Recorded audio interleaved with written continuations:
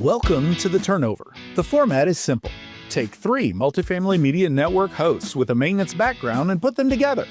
The twist is that, like maintenance in the apartment industry, they have to respond to the unknown. You see, 2 of the hosts don't know what the topic is. The fun part is there's no limit and you get to listen in. So what ideas are we turning today? Welcome to another episode of The Turnover. So let's just jump right in. My question to you is, have you ever asked a question and stopped a meeting? Now, I'm going to give you some time to think about that. Sit in all types of meetings. We sit in all types of trainings. I want to tell you a little story about a time where I asked a very simple question that came to me, and the meeting came to a grinding halt, but not in a negative way. So your story could be in a negative way, it could be in a positive way. It really came to a grinding halt because everybody went, huh. And I think that one of the things I like about doing this with you guys, in addition to all the fun that we have, is that we are asking questions of each other that maybe we never even thought about. Or we're posing scenarios or things out, putting them out there in the world that we talk about in quiet. We talk about in those rooms all by ourselves. So the question is, for you to think about is, what question have you asked in a meeting that stopped the meeting? Let me tell you, recently I had a leadership meeting. I won't tell you where within my organization. I have lots of these meetings all the time. And we were talking about maintenance, retention, and engagement. And that was the focus of the topic that we were talking about. And then the topic of onboarding came up because we've talked about this before on our individual shows. We've talked about this together, the importance of engagement and retention. And I had a question that stopped the meeting. And I was sitting there with maintenance leaders, and I was sitting there with operations leaders, vice presidents, regional managers. And I asked this very simple question. Do your leasing associates lease apartments in their first week? The instant answer I got was, no, we would never. The next question is what stopped the meeting. The next question was, then why do we have maintenance team members doing work orders and turning apartments in their first week on the job? Stopped the meeting. And it was not a prepared question on my part. It was a question that I just thought about. I spend 99% of my day thinking about maintenance, 99% of my day thinking about my maintenance team members and the maintenance professionals that we work with. And I would hazard a guess that our operations team members, it's similar. Not going to speak for them, even though I do all the time. They probably spend 99% of their day just thinking about their operations. But that 1% is where we need to move the needle. And after I stopped the meeting, and by stopping the meeting, I meant long pauses, like lots of people were thinking about that question. We had a very spirited discussion and I didn't ask the question to be right, but at the end of the day, they're like, you're right. And I kept asking questions. I was like, we've already been without this maintenance supervisor or technician for weeks. What's one more week while they get to know the residents? What's one more week of work orders building up or turns not being done? So they get to learn the property. They get to learn the culture. They get to build a rapport with each other as a team. That's through shadowing or training, or I am of the opinion, sure, you can go pick up trash. Cool. But when it comes in your first week, but doing a work order, I don't care how skilled of a technician you are. You don't know the residents. You don't know the property. You don't know the systems. Or even doing a turnover.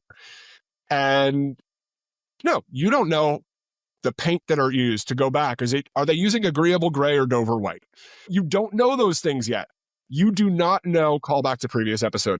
You don't know what the expectations are. So why are you going to throw somebody into a work order or a turnover without clearly training them or having them observe the expectations.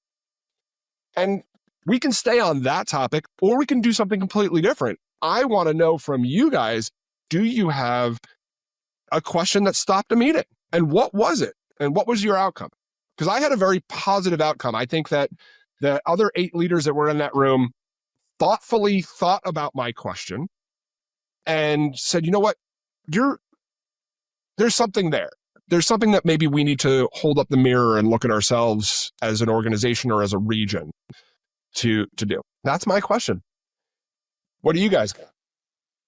Interesting. Thoughts on that, or changing the question?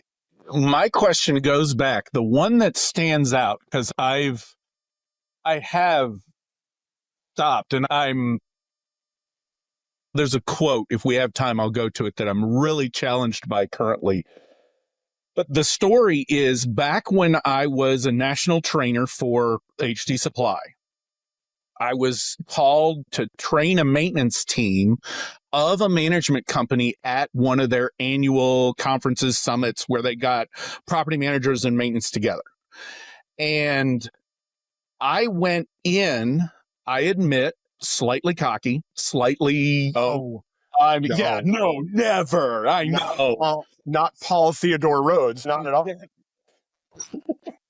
But I thought through this experiment of, I'm just going to ask one question if I'm asked to participate in this round table that they've got of problem solving. They had an agenda, and they had on this problem solving piece was they're going to solve problems. And I was invited to be there. And the gentleman who was in charge said, we want fresh ideas. We're interested in them. And I decided that since I was a supplier and outside, I could basically do anything with zero repercussions, as long as I didn't tell somebody to break the law, more of that.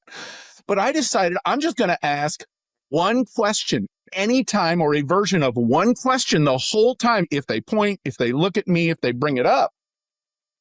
And my question, based on whatever topic they are, my question was something along the lines of, and who's responsible for that?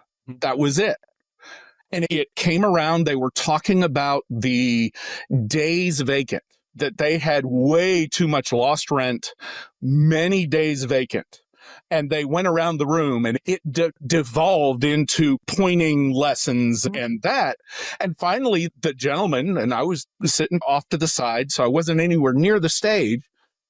And he said, in a very tactful, and I hope one day I can be this eloquent, he turned and stopped and changed the entire energy of the room. And he says, let's look outside ourselves for an answer, because if we only do the same things, we're only going to ever get the same result.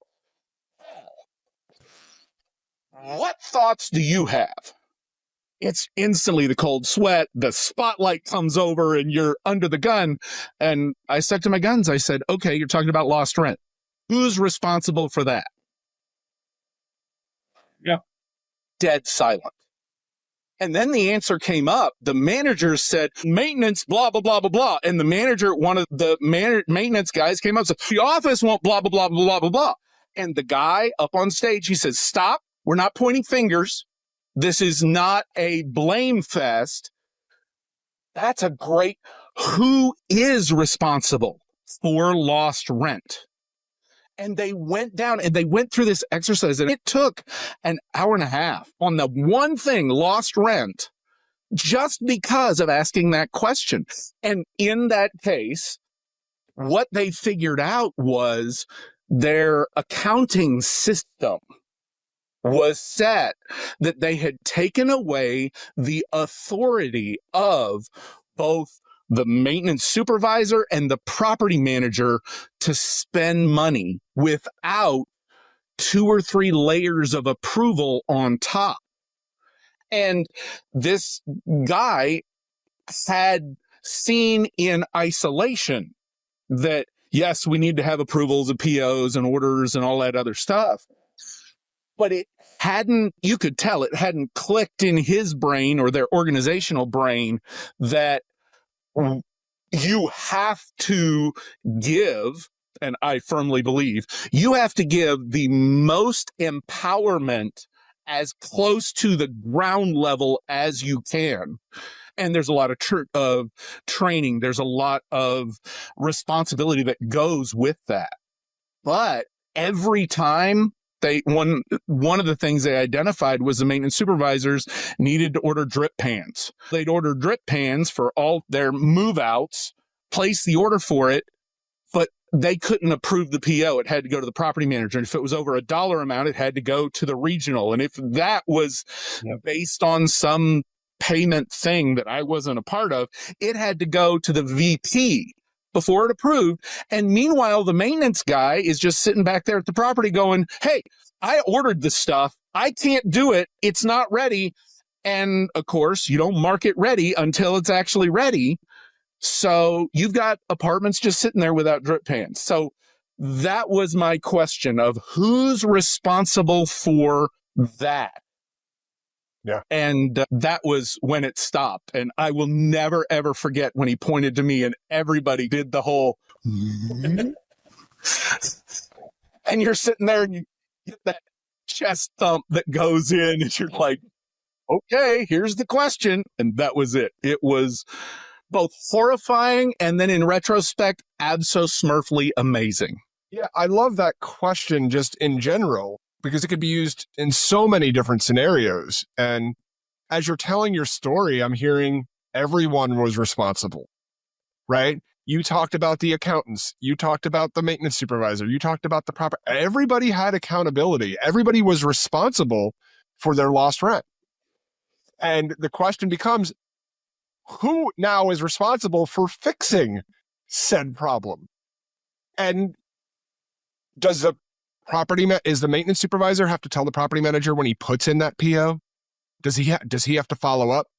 We've said this once or twice before, do the corporate overlords need to look at their approval spending limits and make a wholesale change to provide some relief? Or are those limits there realistically and for a reason? You realize you're asking even more questions that shut down meetings. You realize that. Yeah. So, but that's, if we're not asking questions, and this is why I wanted to bring this question. I want to bring this question about questions to this group so we can question it, right? Because if you're not asking questions, you're standing on a soapbox pontificating with zero knowledge. I asked that question. I knew the answer to the question when I asked it. It's not why I asked it. I knew the answer. I have never in my professional career in 15 years, seen a leasing consultant leasing an apartment on day one of their job. I don't care how experienced they are, how many years they had in the industry, whether it's affordable or it's market rate. No, I'm not saying it doesn't exist. I'm saying that in my professional career, in the organizations I've never seen it. But I have always seen a maintenance professional doing something on day one, whether that is grounds, a work order, or in a turn. I'm going to be quiet. Go, Mark, because otherwise I'll go off again and I'm watching my blood pressure. Will say, Paul, you are 100% true to form, because the question that you just brought up, that you mentioned, who's responsible for that? You have asked Chris and I that same exact question on this podcast. Yeah. And it catches you in the head. I don't know. That's not what we're doing here. I'm just talking about this. I'm not supposed to come up with the solution, but it hits you like in a way that you're just not prepared for. But so fantastic. And yes, I think that is a fantastic question. So my story is a little bit different, but it is a question that did stop a meeting. So in KMT training, we've all done it. Who is responsible for picking up trash on your property? One word. Everyone. That I think the appropriate answer for that includes another modifier. Duh. So that is the question that stopped the meeting that I'm going to have to tell you the story about. So this is years ago. We had a manager's retreat, and there were a lot of maintenance individuals, supervisors, some regionals, construction, like the whole maintenance management team, and then the whole property management team. So managers, regionals, directors, that sort of thing. And we're all in a meeting. And a few of us had just come through the CAMT training. And so that it was straight on our heads. And we had talked with the owner of the company. He was asking us about our experience. Did you enjoy it? What did you learn? And we were saying one of the things we learned is that it's everyone's responsibility to pick up trash. It's not just the maintenance guys. It's everybody. And I know, and I can tell by the look on your faces, we've all had that one thing where the manager or somebody has said, oh, hey, Paul, can you go pick up that bottle that's over behind building 2? I was just driving through the golf cart and I didn't want to stop to pick it up. Can you go get it? No. So anyway, so we're telling our manager, our owner, this story, and we're saying it's everyone's responsibility to pick up trash. And then it brought in this dialogue of other conversation. And so he hatched this amazing plan. He came up with this questionnaire that he sent out to the entire office side of this meeting. And it was like, fill out, what's your favorite hobby? What's your favorite color? What's your favorite snack? What's your favorite drink? Blah, blah, blah, blah. What's your shoe size? What's your just stuff? So the buzz at the meeting is, oh, what's up with this questionnaire? What's it going to be? So you sit down at your table and you've got a can of your favorite drink, and you've got some trail mix if that was your snack. And then there's a box that's wrapped, okay, in front. And it's all, what's it going to be? What's it going to be? We're so excited. What's it going to be? And the owner comes in and he's all excited, and everyone is just like on edge of their seats. And we don't even know what's happening. I don't even know what's going down. But it's like, all right, open your presents. So everyone's like digging into the wrapping. They're ripping the boxes open, and it is a brand new pair of tennis shoes.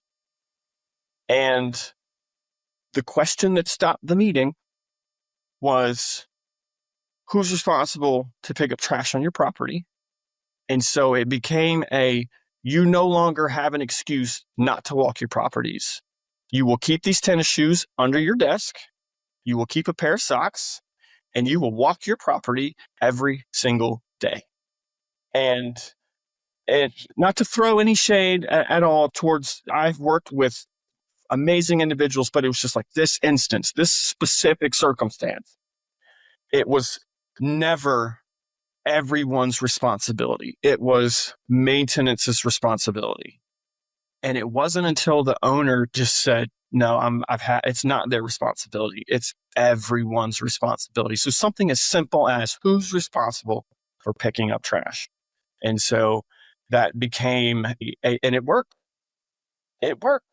You would start to see office personnel out on property. They were taking trash bags with them. And if they walked and they saw something, they were picking it up. And nothing, if I'm on a tour, because I used to lease apartments. If I was on a tour and I saw trash, I would pull over and pick it up in the middle of the tour, because that showed the people that I was touring that I cared, and I was willing to go and grab it and pick it up and not call somebody else to do it.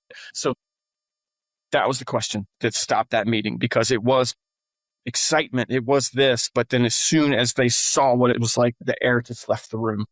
And it was like, yeah, so the overarching theme I'm seeing in all three of our questions really is about responsibility. And it does, Paul, your question is definitely the simplest. It's who's responsible for that. Really, if we were to, this episode probably is going to be titled Who's Responsible for That?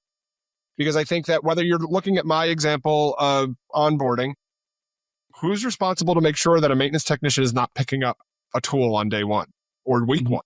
I want to make sure I'm clear about week one, because a leasing professional is not leasing an apartment in a week. Let's say 90% of the time. Okay. If you're at a lease up, there's probably a good chance you're leasing already. Mark, your example is an owner really looking at listening to the maintenance professionals and going, what is responsible for that? As a leader, he could have very well said, as a leader, my expectation of my organization is maintenance is responsible for that. I don't care what the CAMT manual says. I don't care what we all say. I don't care what's in our policy. I believe as a leader that it should just be maintenance. But he took a different approach, which a lot of organizations do.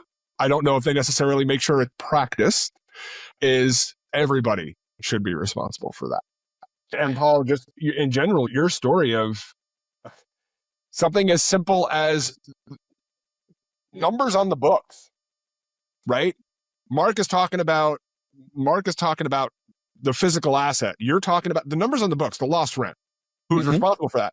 I firmly believe the answer is everybody.